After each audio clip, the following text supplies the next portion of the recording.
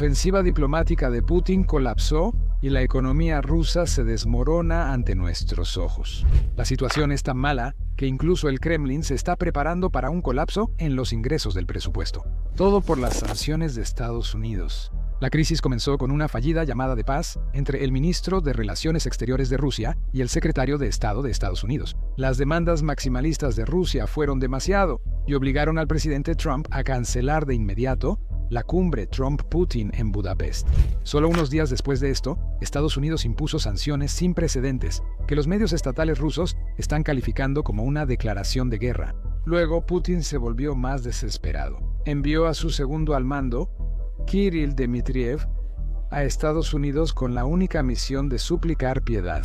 Pero las cosas no están saliendo exactamente como él esperaba. El presidente Trump anunció que no se reunirá con Putin a menos que Rusia quiera firmar un acuerdo de paz. Escucha esto. ¿Qué tendrá que hacer Rusia para que reprogramen su reunión?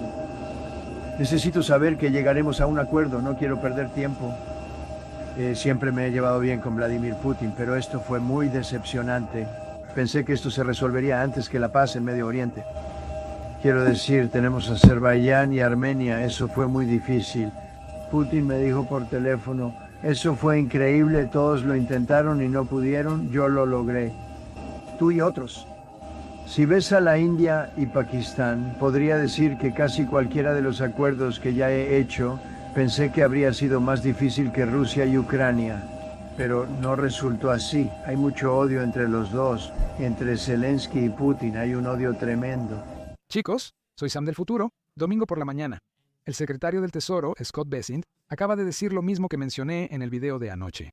Que un propagandista ruso nunca va a admitir que las sanciones están perjudicando a la economía rusa.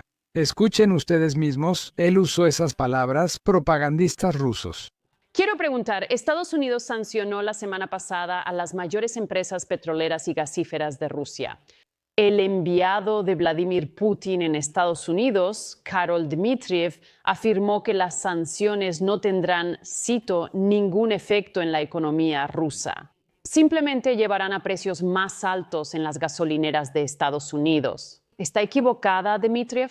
¿Y cuándo sentirá Rusia realmente el dolor? Bueno, creo que Rusia va a sentir el dolor de inmediato. Puedo decirte que ya lo hemos visto. India ha detenido por completo la compra de petróleo ruso. Muchas de las refinerías chinas han parado. Y Margarita, ¿realmente vas a publicar lo que dice un propagandista ruso? O sea, ¿qué más va a decir? ¿Eso? Oh, va a ser terrible y vas a hacer que Putin se siente a negociar, por supuesto. La economía rusa es una economía de guerra. El crecimiento es prácticamente nulo. La inflación, creo, supera el 20%. Y todo lo que hagamos va a llevar a Putin a la mesa de negociaciones. Es el petróleo lo que financia la maquinaria de guerra rusa y creo que podemos hacer una mella considerable en sus ganancias. Entendí que había ruido compitiendo ahí. Pero solo para aclarar, Dmitriev está en Estados Unidos porque se levantaron las sanciones en su contra para que pudiera tener reuniones aquí, incluso con el enviado del presidente Trump, Steve Witkoff. Cuando dices que es un propagandista, ¿quieres decir que no deberíamos escuchar nada de lo que dice? ¿Qué crees que le va a pasar si regresa a casa y dice el buen señor? Y si hubiera dicho en televisión, esto es terrible, el presidente Trump hizo lo correcto. Esta es una campaña de máxima presión que va a funcionar. Margarita, ¿qué va a decir? Por supuesto que va a decir esto. Si revisas y ves cada argumento ruso, parece que usan la frase hemos inmunizado la economía contra esto. Bueno, no han inmunizado la economía. Sus ingresos petroleros han bajado un 20% año tras año. Sospecho que esto podría hacer que bajen otro 20 o 30%. Así que, como sabes, el presidente Trump fue criticado por no hacer lo suficiente. Él toma esta maniobra audaz y luego está citando a un propagandista ruso. No creo que eso pasara en televisión nacional. Y tuvimos al secretario del Tesoro diciendo a todo el mundo que no puedes desafiar a Putin si eres de Rusia. De lo contrario, te dan un boleto de ida por la ventana. Pero sí, eso acaba de pasar hace una hora. Quería mostrárselos. Ahora, volvamos al video. Para dar contexto, el presidente Trump y Putin hablaron la semana pasada y acordaron una cumbre de paz en Budapest. Antes de la cumbre, el ministro de Relaciones Exteriores ruso y el secretario de Estado Marco Rubio hablaron para buscar la paz. ¿A qué tipo de acuerdo accedería Rusia? Bueno, esta llamada no salió exactamente como Rusia lo planeaba, porque en esta llamada, el ministro de Relaciones Exteriores ruso, Sergei Lavrov, básicamente dijo que, oye, no van a cambiar ninguna de sus demandas. Quieren que Ucrania se rinda. Y después de esta llamada, la reunión fue cancelada, la cumbre de paz fue cancelada y Estados Unidos anunció sanciones sin precedentes. Ahora, estoy seguro de que todos los que están viendo ya saben sobre las sanciones. Bueno, desde ese anuncio, la economía rusa está sintiendo la presión. Escuchen lo que informan los periódicos rusos. ¿Qué dicen los periódicos rusos sobre todo esto? RBK. Estados Unidos impuso sanciones a Rusia por primera vez en el segundo mandato de Donald Trump. Las corporaciones en la lista negra generan el 50% del petróleo ruso. Estas sanciones pueden afectar exportaciones, presupuesto estatal y valor del rublo. Un economista comenta al periódico que las petroleras rusas ya se adaptaron a las sanciones y han hallado formas de evadirlas. Sin embargo, si la India reduce la cantidad de petróleo ruso que compra, será necesario encontrar otros mercados. Y no hay garantía de que China acepte comprar todo el volumen perdido. En general, las sanciones impactarán negativamente a la industria petrolera rusa, según expertos. Un día después de que Trump anunciara sanciones, fuentes indias informaron que reducirán las importaciones de petróleo ruso. Anoche, el sábado por la noche, Reliance, la mayor empresa privada de India y principal compradora de petróleo ruso, afirmó que cumplirá con las sanciones occidentales. Eso significa que no quieren comprar petróleo ruso. Y no fueron solo palabras, de hecho. Las acciones también lo demuestran. La empresa india ahora está adquiriendo petróleo de Medio Oriente en lugar de petróleo ruso. Esto es un duro golpe para Putin, ya que la India importaba el 37% del petróleo ruso exportado. Ahora Putin ya no tiene a quién venderle, porque aunque China podría estar dispuesta a comprar un poco más si Putin ofrece un mayor descuento, no pueden reemplazar todo el mercado indio. Y eso es algo que Putin sabe. Y eso es algo que los rusos saben. Y esta es exactamente la razón por la que un comentarista de la televisión rusa dijo que las sanciones son peores que las armas que Estados Unidos le está dando a Ucrania. Mira, el propagandista ruso Sergei Mordani dijo, considerando la importancia de los ingresos petroleros para nuestro país, las sanciones impuestas por Estados Unidos a dos de las mayores compañías petroleras rusas son prácticamente equivalentes a una declaración de guerra. Esto es más peligroso que las armas que Ucrania está recibiendo. Como dice el refrán, para ganar una guerra se necesita dinero, dinero y dinero. Eso es justo lo que buscan las sanciones. Por eso los rusos lo ven más peligroso que las armas. Estas sanciones son tan severas que el Kremlin arriesga un colapso en sus ingresos presupuestarios. Y las dos empresas a las que fue tras Trump, han perdido miles de millones de dólares solo en los últimos días. Por eso mismo, el segundo al mando de Putin, Kirill Dmitriev, vino a Estados Unidos solo unos días después de que se anunciaran las sanciones. Pero parece que vino aquí para decirle a todos los ciudadanos estadounidenses que las sanciones realmente no son gran cosa, que no están afectando en nada a la economía rusa. Escuchen esto, pero Ahora sí lo haces. llegar en medio de La creciente frustración de Estados Unidos por la negativa del Kremlin a tomar medidas para poner fin a la guerra en Ucrania. ¿Qué espera que salga de la reunión con Steve Witkoff mañana? ¿Va a pedir alivio de estas nuevas sanciones? ¿Qué le va a decir? A él. No, Jake, gracias por invitarme y creo que el diálogo es importante. El diálogo es la única forma de resolver el conflicto. Es importante comprender la posición y preocupaciones de seguridad de Rusia. Las sanciones no son un gran problema, según el presidente Putin, quien ayer mencionó 2 puntos. Dijo que Rusia nunca actuará bajo presión. Y en segundo lugar, esas sanciones solo harán que suban los precios del petróleo en el mundo, lo que resultará en precios altos de la gasolina en Estados Unidos. Y Rusia simplemente venderá quizá menos petróleo, pero a un precio más alto. Exactamente, muchachos. Me apresuré desde Rusia hasta Estados Unidos apenas unos días después de las sanciones, porque estas sanciones en realidad no están afectando en absoluto. No son gran cosa. Me veo nervioso, pero en realidad no lo estoy. Créeme, estas sanciones no son gran cosa. Tal vez solo deberías quitárselo.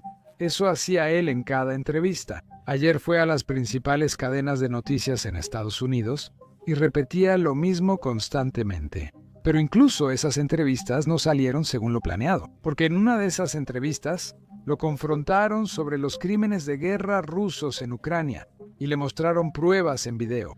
Así fue como reaccionó. Trump expresó su frustración con Putin. Antes de la cumbre en Alaska, contó una historia sobre cómo le dijo a su esposa, la primera dama Melania Trump, acerca de una buena conversación que acababa de tener con Vladimir Putin. Melania entonces comentó, bueno, Rusia acaba de bombardear un asilo de ancianos. Y esto reveló la disparidad entre las palabras que Vladimir Putin le dice al presidente Trump y las acciones. ¿Puedes entender por qué el presidente Trump está frustrado? Primero, creo que el ejército ruso, y aclaro que no soy militar, estoy enfocado en lo económico y las inversiones. El ejército ruso sostiene que solo ataca objetivos militares y, por cierto, eso es muy diferente de algunas de las guerras que se han librado en el mundo donde hay muchas más bajas civiles. Creo que apenas ahora surgen todas las complejidades del conflicto. ¿Sabes? Creo que es muy importante tener las narrativas correctas y entender eso.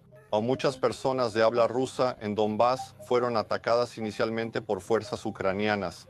Así que creo que todos queremos que este conflicto termine de manera diplomática. Creo que estamos encontrando esos compromisos que funcionarían para todas las partes. Y entiendo algunas de las frustraciones, pero también creo que hay bastante desinformación sobre lo que está pasando. Gracias, Jake, por invitarme a compartir la posición rusa. Señor, con respeto, he estado en Ucrania desde que empezó la guerra y presencié edificios de departamentos destruidos, no solo objetivos militares. Apenas esta semana, un jardín de niños en Yarkov fue bombardeado. Rusia no solo ataca objetivos militares, también hay objetivos civiles en toda Ucrania siendo atacados. Rusia no está atacando jardines de niños. Habría que consultar al ejército sobre esa situación. Pero hay muchas desgracias y, por cierto, cualquier víctima es una gran tragedia. Y por eso queremos terminar este conflicto lo antes posible. ¿Por qué no? Actualmente se atacan objetivos militares. A veces los cohetes de defensa aérea ucranianos, ya sabes, alcanzan sus objetivos. Pero de nuevo, no es mi área. No soy un militar. Solo estoy trabajando para tener un diálogo y asegurarme de que el conflicto termine lo antes posible. Ahora, como dijo una vez Bill Burr, es difícil mentir sobre tus crímenes de guerra cuando quedaron grabados en video. Lamentablemente para los rusos, sus crímenes de guerra quedaron grabados en video. Podemos ver un dron entrando a un jardín de niños a las 10:30 de la mañana en Ucrania, y luego los niños quedaron atrapados bajo los escombros. Por suerte para todos nosotros, nadie murió. Esto fue lo que ocurrió tras rescatar a uno de los niños de los escombros. Es desalentador oír a los niños llamar a sus mamás tras lo que vivieron. Solo escucha. Eres un idiota, eres un idiota. Dame tus manos. Yo soy... Voy a atraparte. Vamos a atraparte. Mamá. Ven aquí. Voy hacia ti, voy hacia ti. Te voy a alcanzar. Voy a atraparte.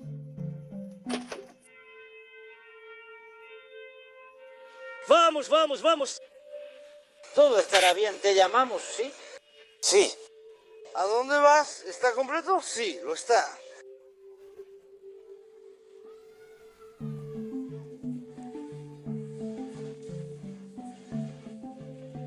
Vamos, estará bien.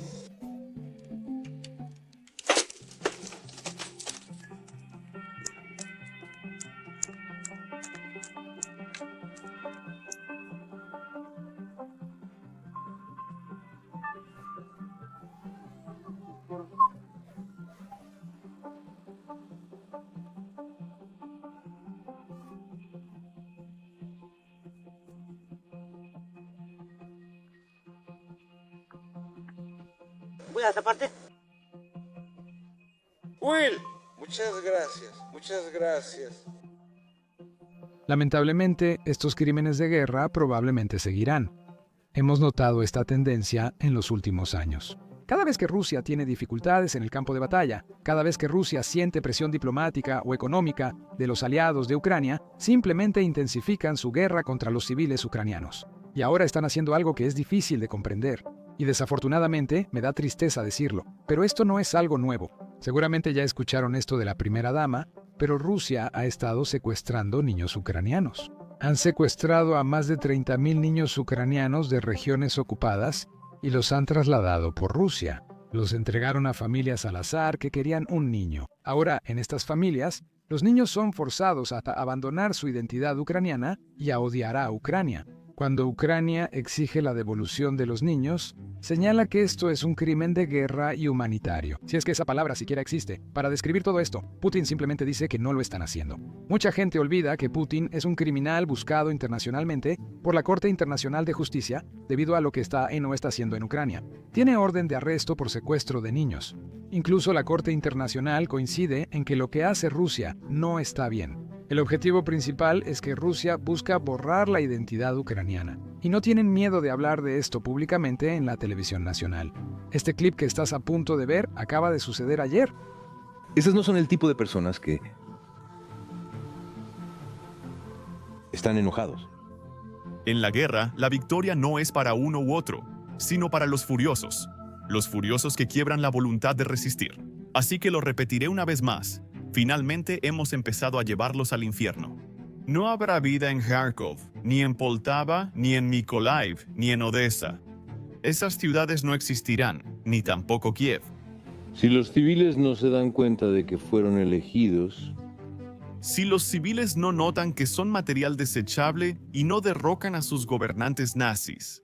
Si no tienen fuerza, al menos dejen esas ciudades. Sepan que los usan como escudo humano.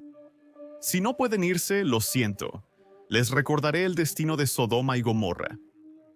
Seguramente también había residentes ahí que simplemente no podían irse, que se vieron obligados a vivir como todos los demás. Que simplemente no podían irse. Se vieron obligados a vivir.